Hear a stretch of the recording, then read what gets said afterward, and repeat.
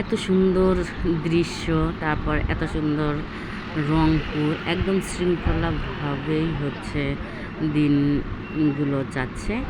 তো আজকে 6 আগস্ট, তো কিছু আপনাদেরকে আমি দৃশ্য তুলে ধরবো। ভিডিওটা না টেনে সম্পূর্ণ দেখবেন। হ্যালো এভরিওয়ান, আসসালামু আলাইকুম। সবাই কেমন আছেন? আমিও আশা করি ভালো আছেন, আমিও ভালো আছি আলহামদুলিল্লাহ।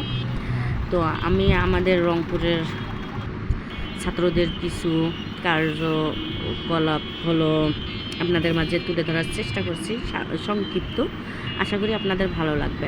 আর আপনাদের জেলার কি খবর? অবশ্যই আপনাদেরও জেলার মধ্যে এমন অসম্ভব যে একটা জিনিস আমাদের কল্পনাতেও ছিল না, যে ছাত্ররাই একদিন ট্রাফিক পুলিশের কাজে কর্মরত থাকবেন, আর তারাই দেশটাকে সুন্দরভাবে পরিষ্কার পরিচ্ছন্নতাভাবে দায়িত্ব তারা পালন করবে। আমাদের কিন্তু ধারণার বাহিরেই ছিল। তো আমি ওদের এই কাজটা দেখে এতটাই আনন্দ লাগছিল, যা বলার বাহিরে। তো ভাবলাম একটু কেন ভিডিও করে রাখবো না, তো তাই আমি ভিডিও করে আপনাদের মাঝে তুলে ধরলাম। আমার আসলে খুব ভালো লাগছে। আর এমনভাবে এমন শৃঙ্খলাভাবে যাতায়াতগুলো হচ্ছে, যা ট্রাফিক পুলিশ থাকলেও কিন্তু এমনটা আমাদের সচরাচর হয়তো বা চোখে পড়েনি, এতটা শৃঙ্খলা। তো